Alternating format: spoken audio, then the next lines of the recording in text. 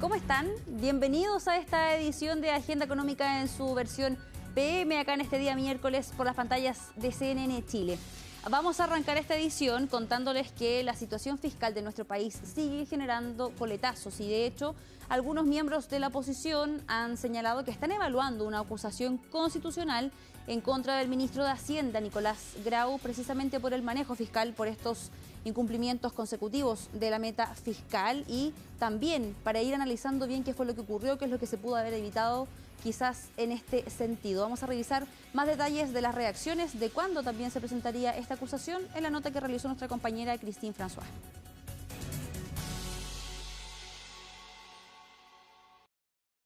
A solo 3 semanas de que termine la actual administración, las bancadas de Renovación Nacional, la UDI, republicanos y demócratas evalúan una acusación constitucional contra el ministro de Hacienda, Nicolás Grau, por la gestión que culminó en un déficit fiscal de 3,6% del PIB al término de 2025, más del doble de lo que proyectaba el gobierno a principio de año.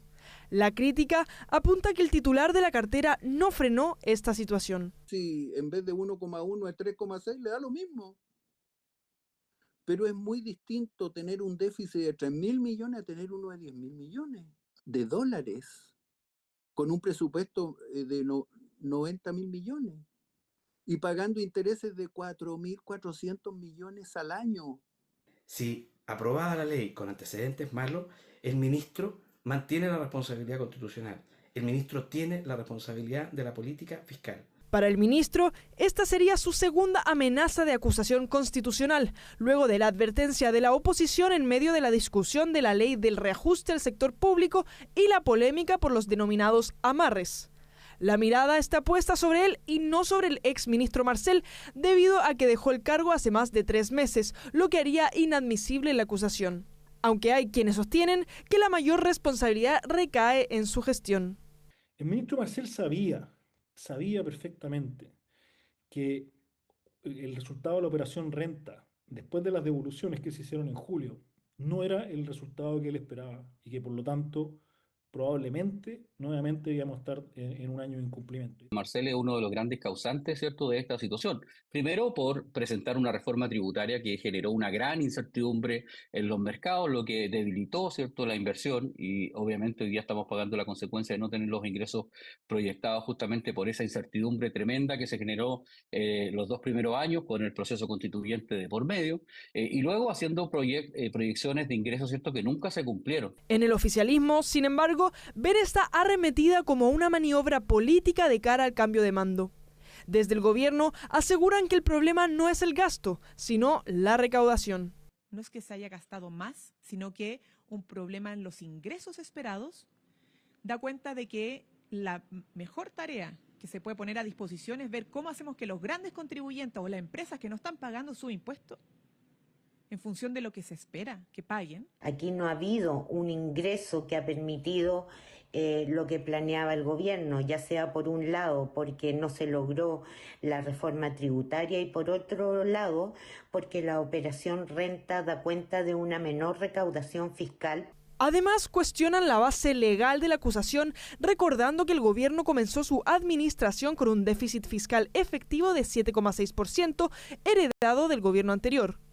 Destacan también el trabajo en torno a la contención de la deuda por debajo del 45% del PIB. Si algo tenemos que entender es que el ministro recibió, o la Hacienda chilena se recibió con un 7,7% de déficit fiscal y se está entregando, hay una discusión ahí, lo estructural respecto del déficit real, que es 2,8%, entonces es bastante menos.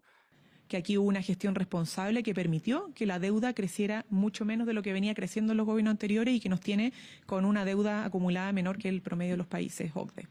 Por otra parte, la oposición insiste en que tienen antecedentes suficientes para llevar adelante la acusación. Quiero decir a la ministra Vallejo que una de las causales es notable abandono de deberes, no es solamente por transgredir la Constitución a las leyes, y creo que se configuran varias causales para que el ministro sea acusado. Esa es una decisión que tomará en su minuto y en su mérito, obviamente, el Congreso. Con esta ya serían 10 acusaciones constitucionales durante la administración y ninguna ha sido aprobada. Desde el Congreso planean citar a una sesión especial de la Comisión Mixta de Presupuestos en la que tanto el ministro Grau como la directora de DIPRES, Javiera Martínez, den cuenta de la gestión en materia fiscal. Luego de eso, se evaluará la presentación del libelo.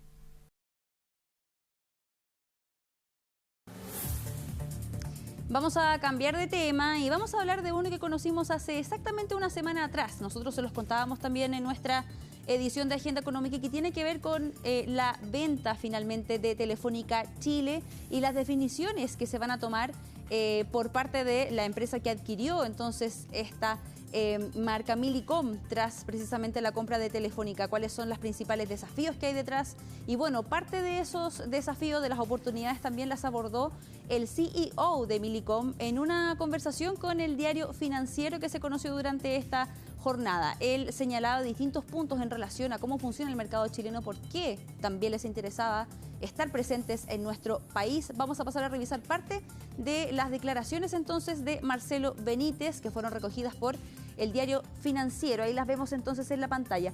Todas las operaciones de Telefónica que hemos adquirido son diferentes porque están en un ambiente competitivo diferente. Encontramos un problema serio de caja que sabemos que tenemos que resolver, sabemos cómo resolverlo y lo hemos resuelto en los países donde operamos. Pero, por otro lado, encontramos una gran calidad humana, muy buen talento, gente que sabe y que conoce la industria y una posición competitiva muy sólida. Número 2 de móvil y número 1 en hogares. Así que nosotros lo que hacemos es apalancarnos en lo que encontramos e incorporamos lo que ya sabemos. Entonces es parte de una de las respuestas, o más bien de las impresiones que también entrega el CEO de Millicom en relación a qué es lo que se va a hacer también en nuestro país con la llegada precisamente de este nombre luego de la compra de Telefónica. También refiriéndose a cómo está el mercado actualmente acá de las telecomunicaciones, él señalaba que está bastante ajustado. Definitivamente 4 jugadores no es un modelo sostenible en el largo plazo. ¿Y por qué? Porque el tráfico crece, en el caso de Chile, una tasa del 19% en el móvil año contra año, pero la disposición a pagar de los clientes no crece en ese mismo sentido. Entonces, eso genera una presión en los márgenes muy fuerte, que se resuelve con eficiencias que ellos creen y han demostrado que somos buenos en eso, señalan, y también en mayor escala. Entonces, claramente, el playbook, nuestra estrategia operativa, señalan, calza muy bien a la operación de Telefónica Chile y las correcciones de mercado se van a dar cuando se tengan que dar. Ahí es entonces parte de las principales o de las primeras también declaraciones que conocemos por parte del CEO de Millicom en relación precisamente, por una parte, a lo que significó la compra de Telefónica y también en términos de competencia, cuál es parte del diagnóstico que ellos también realizan a la posición de la industria de las telecomunicaciones de nuestro país en relación también a toda esta operación.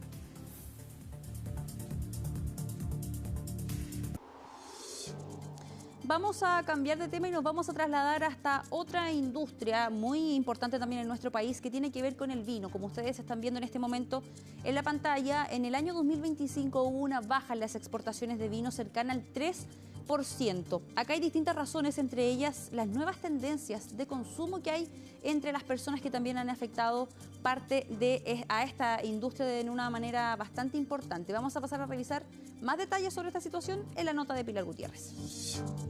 Los últimos años han sido complejos para la industria del vino y el 2025 no fue la excepción. Las exportaciones cayeron casi 3% el año que terminó. Así, se enviaron 46 millones de cajas por un valor de 1.262 millones de dólares, lo que implica una baja de 1,3% en volumen y 2,9% en valor. El cambio en las preferencias de los consumidores ha estado afectando la demanda. También lo ha hecho el inestable escenario internacional, que es más bien coyuntural. Somos cautos y optimistas también en este 2026, con un plan robusto de más de 50 acciones mundiales y con un fuerte foco en un refinanciamiento y financiamiento y apoyo, no solo del Estado de Chile a través del nuevo gobierno, sino también a través de las regiones del país que deben estar insertas en esta promoción sectorial del vino. Si bien el 2024 y 2025 la industria logró superar la fuerte caída del 2023, las exportaciones de vino embotellado han mostrado un retroceso promedio de 3,7% en volumen y 5,6% en valor el último quinquenio, un sector que contrasta con el resultado total de las exportaciones, que alcanzaron un nuevo récord en 2025,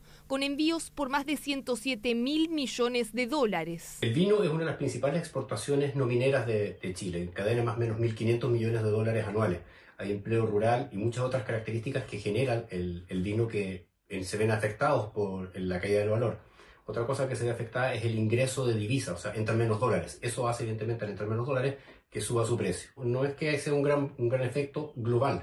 Es principalmente un efecto local, pero es un efecto importante a nivel local. Buena parte de la disminución se explica por los deterioros que dejó la pandemia en términos logísticos, un escenario internacional con menor crecimiento, la mayor competencia con otras bebidas alcohólicas de menor graduación y el menor consumo a nivel mundial. Así, los expertos ven un cambio en la tendencia. Si bien en el mundo, no es en Chile, hay una tendencia a tomar menos alcohol por parte de los jóvenes en general. Por un tema de salud. Por un tema de salud, en fin, por distintas razones. Yo creo que lo que está pasando es que se está decantando, que se está tomando menos vino, pero se está tomando mejor vino. Claro. Está subiendo el budget. El principal destino de exportación de vino chileno en 2025 fue Brasil, con un alza de 2,5% en los envíos en valor, uno de los pocos mercados que sigue creciendo. Le siguió Estados Unidos con una caída de 10% en comparación a 2024, Reino Unido un retroceso de 7,7%, Japón que bajó 4,9% y China, que solía ser el principal destino para el vino, bajó 21%. Y aunque Chile sigue siendo un actor relevante de las exportaciones, la demanda a nivel mundial se ha contraído. Según lo que ve, a partir del año 2017 más o menos se empezó a ver un descenso gradual, pero consistente de 2% anual más o menos del consumo de vino a nivel mundial. Eso implica que llevamos más de un 14% acumulado de pérdida de consumo, afectando por supuesto entonces a todos los países exportadores de vino y no solamente a Chile. Es parte del análisis por el escenario que atraviesa la industria del vino, que ha tenido que repensar sus estrategias para enfrentar el menor consumo a nivel mundial. Con todo, desde el sector se muestran más optimistas de cara al 2026. Vamos a hacer un alto en la entrega de las informaciones acá en Agenda Económica, pero a la vuelta vamos a estar hablando de los desafíos, las oportunidades también que enfrenta el rubro de la logística acá en nuestro país. Ya volvemos luego de esta pausa.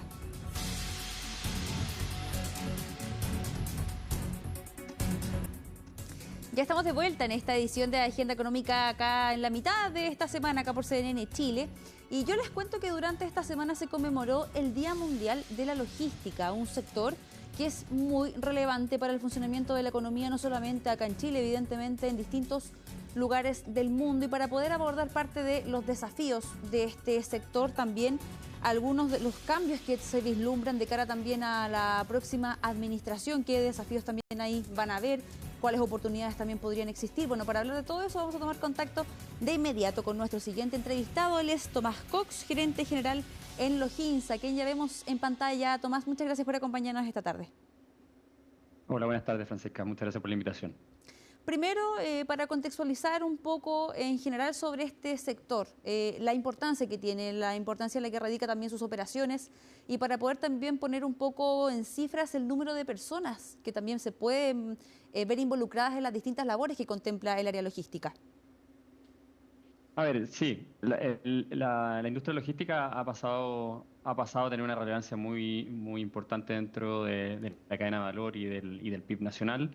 Yo me acuerdo hace 20, 30 años atrás, nosotros éramos un área que generalmente estaba condenada a los patios traseros de las industrias y de las empresas, incluso muchas veces debajo de las gerencias de finanzas. Hoy día ya somos parte de la cadena de valor de las distintas industrias y estamos aportando valor desde ahí, incluso en el extremo, en muchos casos, quitándole el protagonismo que tienen usualmente los productos, y muchas veces ya pasó a ser el servicio logístico el diferenciador de las distintas compañías. Por lo tanto, ha ido evolucionando hacia una importancia muy relevante dentro de las estrategias de las compañías. Ahora, esta es una industria obviamente muy intensiva en gente.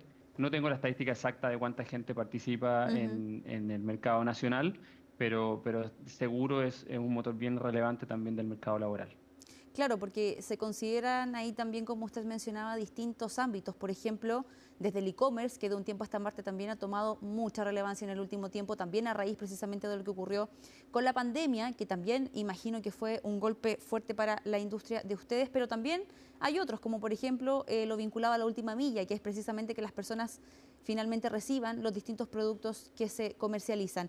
En ese sentido también, ¿cómo vislumbran ustedes el panorama logístico, al menos acá a nivel nacional, lo que está ocurriendo en relación, por ejemplo, también a la actividad económica, y cuáles piensan que son quizás los principales desafíos o también oportunidades de cara a esta nueva administración que ya asume en marzo próximo?